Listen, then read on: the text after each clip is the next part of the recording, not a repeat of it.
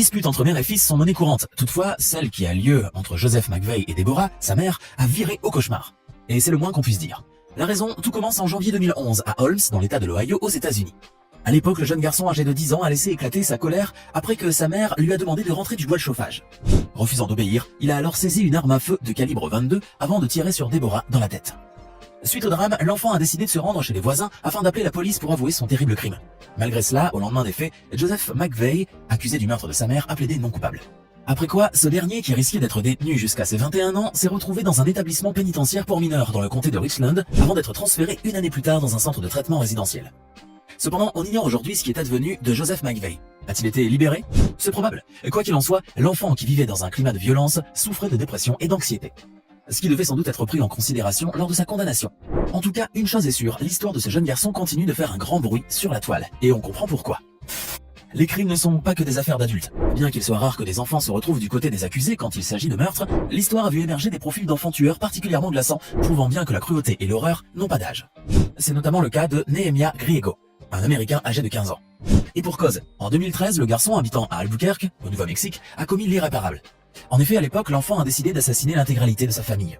Pour cela, il est entré sur la pointe des pieds dans la chambre à coucher de ses parents, muni d'un fusil avant d'abattre froidement sa mère. Mais ce n'est pas tout.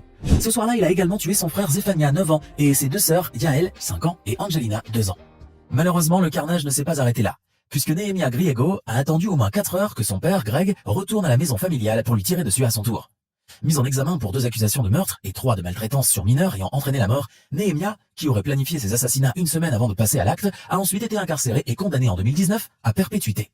Selon plusieurs sources, il sera éligible à la libération conditionnelle à l'âge de 52 ans. Après tout, le crime qu'il a commis est digne d'un véritable film d'horreur. C'est indéniable, les enfants qui tuent sont rarissimes. Cependant, ceux d'entre eux qui passent à un acte aussi contre nature agissent parfois avec une cruauté qui glace le sang. La preuve avec James Fairweather, connu également comme étant le plus jeune tueur en série de la Grande-Bretagne. Mais si cet enfant est entré dans l'histoire, ce n'est pas sans raison. En mars 2014, alors qu'il était âgé de 15 ans, il a justement poignardé James Hatfield, un homme âgé de 33 ans, plus de 100 fois, alors qu'il faisait la sieste dans un parc de Colchester, une ville située dans le comté d'Essex. Cependant, le jeune homme ne s'est pas arrêté là. 3 mois plus tard, en juin de la même année, l'adolescent qui était recherché par les autorités est de nouveau passé à l'acte, après avoir poignardé 16 fois une étudiante saoudienne du nom de Naïd Almania. Fort heureusement, en 2015, James Fairweather, qui planifiait de commettre un 3e meurtre, a été interpellé par la police. Une année plus tard, il a alors été reconnu coupable et condamné à perpétuité. Devant un tel verdict, le jeune homme a décidé de faire appel, en vain. Ainsi, il se trouve aujourd'hui derrière les barreaux, au plus grand bonheur des familles des victimes. Ce n'est plus un secret pour personne, les films d'horreur peuvent avoir un impact significatif sur certaines personnes, en particulier les plus jeunes. Et ce n'est certainement pas Jake Evans qui prétendra le contraire. La raison ? Le 3 octobre 2012, ce jeune homme de 17 ans, qui vit à Aledo, une ville du Texas, a tué sa mère et sa sœur, âgées de 15 ans, après s'être inspiré du film d'horreur Halloween réalisé par Rob Zombie, qu'il a regardé à 3 reprises la semaine précédant son crime. Dans son témoignage, il a aussi divulgué qu'en voyant les images du film, il a été frappé par le peu de remords ressenti par le jeune meurtrier, alors qu'il massacre ses proches. L'adolescent pensait alors qu'il en irait de même pour lui s'il tuait quelqu'un. C'est ainsi qu'il avait prévu d'étendre ses méfaits en assassinant également d'autres membres de sa famille, dont ses grands-parents. Fort heureusement, Jake n'en est pas arrivé là, étant donné qu'il a préféré contacter lui-même les autorités pour avouer son crime.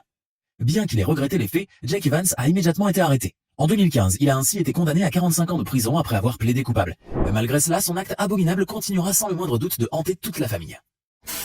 Voici le genre d'histoire que même un scénariste de film d'horreur pourrait difficilement coucher sur papier. Et c'est le moins qu'on puisse dire. En cause, Daniel Bartlam, un habitant de Nottingham, une ville du Royaume-Uni, a été condamné à perpétuité avec une durée minimale de 16 ans après avoir tué sa mère, Jacqueline.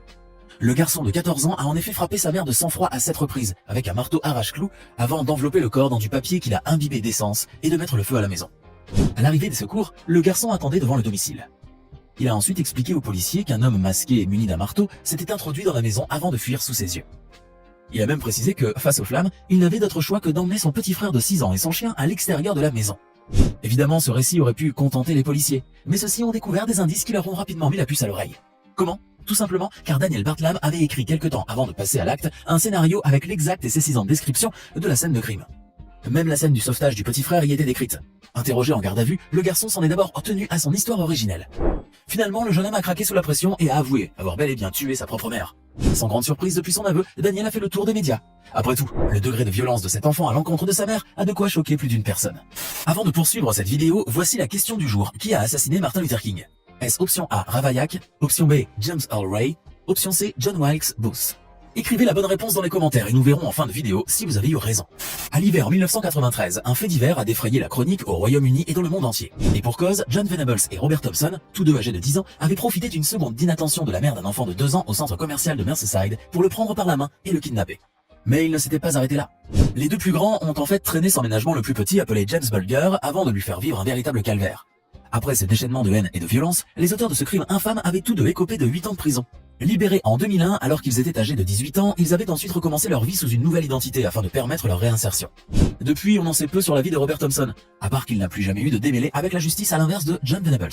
Ce dernier a en effet retrouvé la prison 9 ans après sa libération pour avoir détenu des clichés mettant en scène des enfants. S'en est suivi des allers-retours vers la prison pendant plusieurs années. Comme quoi le principal intéressé n'a cessé de faire parler de lui, malgré avoir commis un crime d'une barbarie incompréhensible qui par ailleurs continue de hanter les habitants du pays. En avril 2006, Jasmine Richardson, 12 ans, a commis l'une des pires atrocités. À l'époque, alors que ses parents désapprouvaient sa relation avec un homme de 23 ans, appelé Jeremy Steinke, elle a décidé, avec son compagnon, d'assassiner toute sa famille. Un soir, ils sont passés à l'acte. Yasmine avait ainsi poignardé son petit frère de 8 ans pendant que son petit ami, qui se considérait comme un loup-garou de 300 ans, assassinait brutalement ses parents. Après avoir commis l'irréparable, le couple s'est enfui avant d'être rattrapé. Peut-être croyez-vous, comme plusieurs à l'époque, que Jasmine fut manipulée par Jeremy en raison de leur différence d'âge. Faux. Le procès démontrera que la jeune fille avait souvent demandé à son copain de tuer sa famille. Par conséquent, elle a été jugée coupable de 3 meurtres au premier degré et condamnée à purger une peine maximale de 10 ans. Jeremy, pour sa part, a été condamné à perpétuité. Depuis, Yasmine a exprimé de profonds regrets pour ses gestes, que des experts ont jugés sincères. Néanmoins, elle ne risque pas d'oublier un jour son effroyable crime. Le 22 mai 2009, Keith Randulich, un habitant du village Mokena, situé dans l'état de l'Illinois aux États-Unis, est devenu tristement célèbre après avoir tué avec un couteau Sabrina Clément, sa demi-sœur âgée de 4 ans. Le jeune homme de 17 ans avait en effet profité de l'absence des parents pour emmener sa sœur au sous-sol de leur maison avant de mettre fin à ses jours. La raison, Keith a affirmé que sa sœur était agressée sexuellement par un membre de sa famille et qu'il l'a tuée afin de la sauver. Une excuse qui s'est révélée fausse par les enquêteurs, qui n'ont trouvé aucune preuve d'abus sexuel dans l'autopsie de la jeune fille. De ce fait, Keith Randulich a été condamné à 40 ans de prison après avoir plaidé coupable. Aujourd'hui, il devrait être derrière les barreaux, bien qu'une rumeur voudrait que le jeune criminel soit mort. Est-ce vraiment le cas? On l'ignore. En tout cas, une chose est sûre, le meurtre qu'il a commis fait froid dans le dos.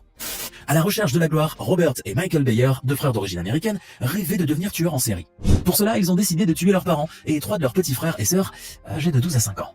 Si 2 membres de la grande fratrie ont réussi à échapper à cette tuerie de masse qui s'est déroulée au cours d'une soirée en juillet 2015 dans l'Oklahoma, les 2 meurtriers âgés alors de 16 et 18 ans avaient l'intention de tuer bien d'autres personnes. Rihanna Russell, qui a interrogé Michael Bayer, a d'ailleurs confié « Il voulait tuer au moins 50 personnes. Il voulait devenir connu. Il voulait une page Wikipédia et l'attention des médias. » Robert Bayer, quant à lui, aurait même déploré que leur plan ne se soit pas passé comme prévu, et que tout le monde ne soit pas mort. Bien entendu, leur projet est depuis définitivement tombé à l'eau. D'autant plus qu'ils ont été tous 2 condamnés à la prison à perpétuité. À peine entré dans l'adolescence, Christian Fernandez risquait déjà de passer un long moment derrière les barreaux. En cause, en 2011, alors qu'il avait 12 ans, il a projeté son demi-frère de 2 ans contre une étagère de l'appartement familial. Suite au choc, le garçonnet est tombé dans le coma avant de passer de vie à trépas 2 jours plus tard, des suites d'une hémorragie cérébrale. Quant à sa mère, qui était absente au moment des faits, elle aurait attendu 6 heures avant de conduire son enfant à l'hôpital. Cette dernière, appelée Bianella Susana, a ainsi été incarcérée pour homicide involontaire et négligence. Depuis, cette histoire a ému l'Amérique. La raison? Christian avait évolué dans un milieu très défavorisé. Sa mère l'a mis au monde alors qu'elle n'avait que 12 ans, et son beau-père a mis fin à ses jours sous les yeux de l'enfant. Plus encore, sa grand-mère, qui avait la garde, a été incarcérée pour des problèmes de substances illicites, ce qui a valu au jeune Christian de susciter une vague de compassion.